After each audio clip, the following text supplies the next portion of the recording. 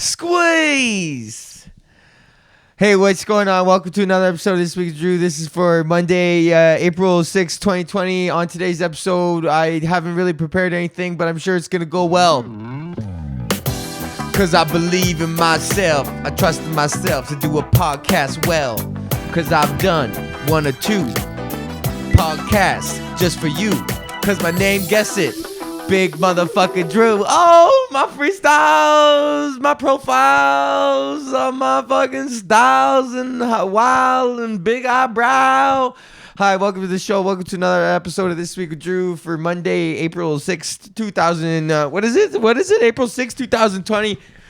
Oh boy, what's going on? You guys got your emergency payments. You can finally apply for your checks, and then you can go and gamble online and using I can show you. Got my pickle egg collection. It's going very nicely because we went to the VLTs at the virtual casino. What's going on? Yeah, man, it's, I hope you're doing well. I'm doing okay, too. Just been hanging out, man, bunkering down. Same as always, man. The police in Toronto have started issuing citations to people for being in open air park spaces and fucking... And they had to turn away 1,000 cars at the parks this weekend, which is hilarious, man. 1,000 people are just like, there's like a fucking pandemic going on, and they're like, oh, I think we should probably take the kids out to the park. Like, what the fuck? And the cops are so choked that they gotta be doing that shit too. I can fucking guarantee you. And it's like the people just want to go out there and have a good time. You know what I mean? But whatever, shout out to my motherfucking Patreons, John, Greg, Isaac, Joel, Mike, Bryce, Brees, Marnus, motherfucking Bubba, Tunde, and Ashley, and motherfucking Colette, and Andre, and Blair, and all the motherfuckers in the north side, PG, and Com, and Mac, and fucking Mick Jones, and motherfucking Word to the Bird, and all the other motherfuckers, Taryn, and fucking Nick, and everybody who motherfucking listens to this shit, man. All y'all motherfuckers in the hood. I feel like I'm just doing the longest intro in the world. What's up? What's going on? Let's talk about it. Let's go with whoa, Jesus, how was my week? It was pretty good. Ain't not too much going on. Honestly, you can't really go out on the weekend. So I just grabbed a Magnum of Jackson Triggs on Saturday, and I finally broke down and I had a couple drinks, man. Oh, who's that texting me? Oh, good. Mark Anthony Synagogue's texting me right now. What the fuck does this guy want? Hey, man, I'm bedridden. Tossed my back out. You know, dough is pretty heavy. This fucking fat fuck, man. I bedridden. I tossed my back out because you're lugging around fucking 200 pounds of tits. Mark Anthony Synagogue is a funny comedian and a good friend of mine. And yeah. And he's obsessed with making fucking bread dough. Now he's becoming obsessed with making bread, and it's an obsession that I've had for a little bit now. So he's coming to me with all his like bread questions, and I'm working on a sourdough loaf as we speak right now. I'm in the middle of we're coming up on our third coil fold. I've switched from stretching folds to coil folds. This is some fucking high level shit, man. Bread is only fucking 3 ingredients, 4 if you count yeast, but it's only technically 3.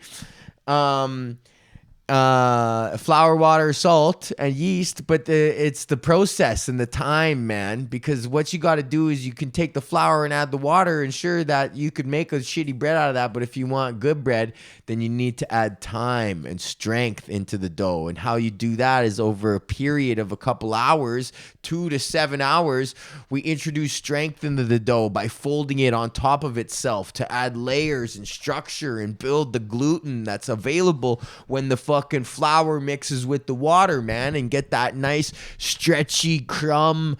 That's gluten, man. That's the fucking shit that bread is. It keeps it all nice like that, man. So how do you develop nice gluten, a network of gluten, bro?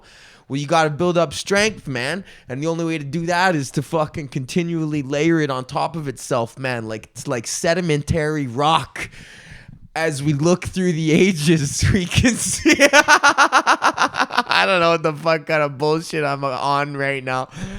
But it's true, man. Bread is fucking life. I've talked about this before, but I don't think humans would be where they were without the fucking cultivation of the wheat grain, and then our ability to mix that with water and heat and turn that into something that's sustainable, bro. If you just had water and flour, you wouldn't be able to live. But if you have water, flour, and heat, you can live indefinitely, man. It's the combination of those three elements that have allowed us to flourish as a society where we can get to the point where we're about to fucking blow the whole fucking thing up, man.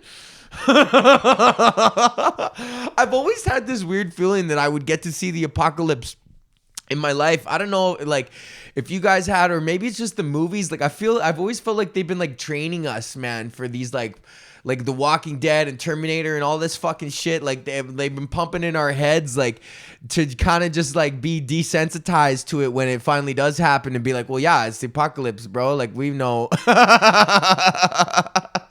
Like Zombieland and shit like that. Like all these multivarious scenarios for fucking the end of the world and what the people who are left are supposed to do in it. I don't know, man. And it doesn't even, I don't know, like, this is the apocalypse. Like, we're obviously all going to go back to normal eventually, but like, it's just we accepted the new normal, like, quite readily, you know? And, what was I talking about before this? I don't fucking know. Bread. Oh, yeah.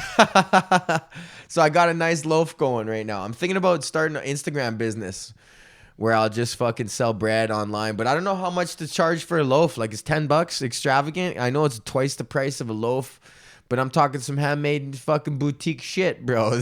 I'm selling that boutique bread, man. Courtney's been working on a logo for me, maybe. Fucking Bames, Beverly bread, something like that. Some kind of Beverly bread. I was thinking about the Beverly Bakery. Yo, you want to know an ultra deep cut that I'm only going to say one time on this podcast is I'm not even from Beverly.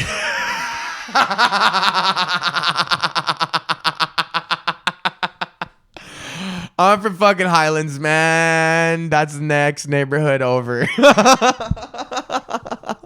Beverly starts on 50th Street and I grew up on 60th Street. I grew up 10 blocks away from the Beverly line. But whatever. I still went to Mount Royal, which is like Beverly kids went there too. And I was on the Beverly Blazers fucking baseball team, man. So I don't know. I spent enough time at the fucking floating in the benches to fucking I put in work on my Beverly boy badge. Oh man. And everyone from Beverly went to East Glen too, so fuck y'all, all y'all. Y'all don't like me, blow me. Okay, good. How was my week? What did I do this weekend? I just fucking been cooking, bro. I just been making shit. It's nice, man. I'm trying, like, our grocery bill was only $120 for the whole week. That's nice, man. $60 a head to fucking eat for the week. That's not bad, man. You could go out to a restaurant and spend $120. No motherfucking problem. But yeah, I miss comedy, man. I don't know. Like, I feel like it's like there's like some kind of fucking, like, there's like, I don't know. I just don't have any fucking jokes. Like, I have a note on my phone. I haven't written a joke in a month. I haven't added a joke to my joke note in a month. And normally that gets added like, every day, not every day, but at least every couple days I'll put a fucking something in there. I'll be like, let me try that on stage. And 99% of the time I try it a couple times, it doesn't work and whatever. But it's just the 1% of the time that where it's like, hey, nice. But I had an idea the other day, and that's the other thing is like I'm losing my instinct to write that shit down now, man. Because I had the idea the other day and I can't fucking remember. And I was like, oh, that's funny. That'd be a funny stand-up. And then I just didn't even like write it down or nothing. There's like, I wish I could see my joke heaven. Like of all the funny shit that would have been funny that I just forgot to write down. Fuck, man. There's probably some good shit in there. If I had one wish, I'd get my jokes out of the ditch. If I had one wish, a country boy. I'll do that weed bit that I was gonna do on the last podcast, man. Because weed, people are just smoking. Now that anytime that I go out on the streets, it's just like, there's like, everyone's just getting high as a motherfucker. Like, it's like pretty awesome now. But like back in the day, man, like trying to smoke weed was like, you'd have to triangulate the position in the field that was farthest away from like any possible, you know? Like you're like, we were so scared of like just smoking a joint. Like you had to go like into the bushes or like down into the pot spot or like, fucking, I remember one time I slept there. That's what happens when you're not fucking cool with your kids, like going out and partying. Because I knew my mom was going to freak out on me, like being drunk, coming home at like fucking 4 a.m. when I was like 16. So rather than go and deal with that, I just slept outside on a fucking mattress that was just in the fucking woods. I just slept there until like 9 in the morning, and then woke up and then just met up with the boys again and just fucking walked back with them to my house so I could like shower at like 10 and just be like, oh, I slept at Max last night. Rather than fucking the truth, which was I partied at fucking Trina's parents' house until fucking 3:30, and then everyone else went home because they were allowed to go home. And then I was like, man, if I go home right now, I'm just gonna get like fucking yelled at, or like just the amount of fucking like mental fucking shit that is gonna go down is not gonna be worth it. I'm just gonna fucking sleep outside in the bushes. So I fucking did. So that's one thing that you got to do to your kids is like just be okay when they go through their parties phase, man. Especially if you are like a leading by example and also getting fucked up yourself every weekend possible. Oh boy. Okay. Anyways, let's do a fucking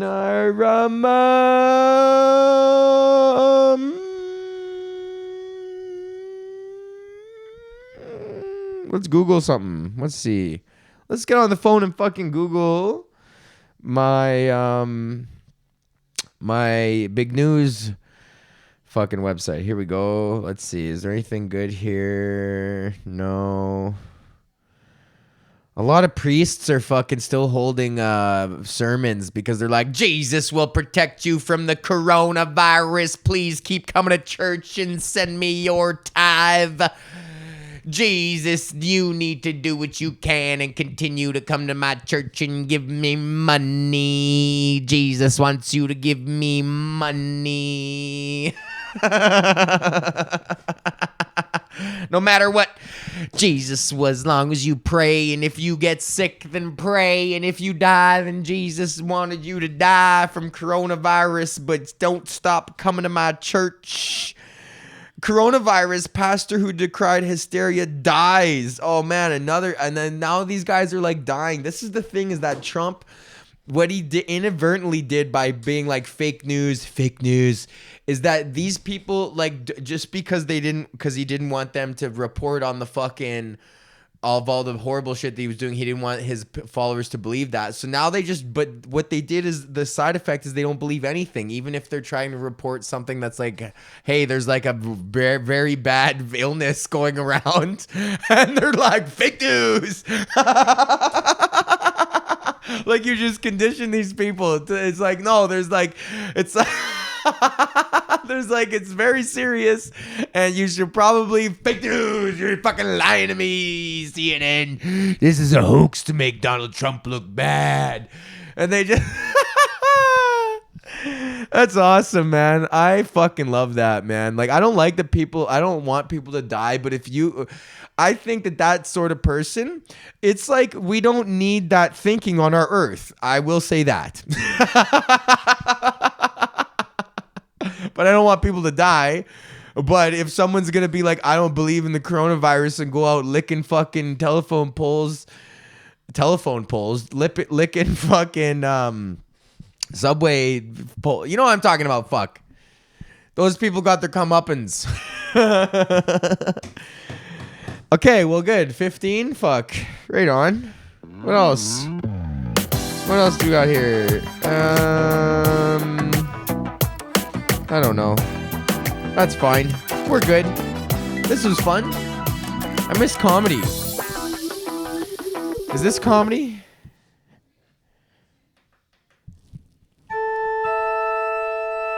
What is life?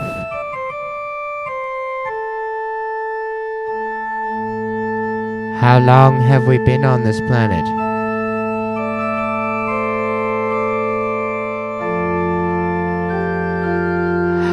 Do we know what's under the surface? Are there mole men controlling the weather? Using their weather satellites and 5G radio networks to activate the nanobots that exist within the inevitable coronavirus vaccine. How long will we be blind to the truths that we are not in control? We are merely puppets of the state.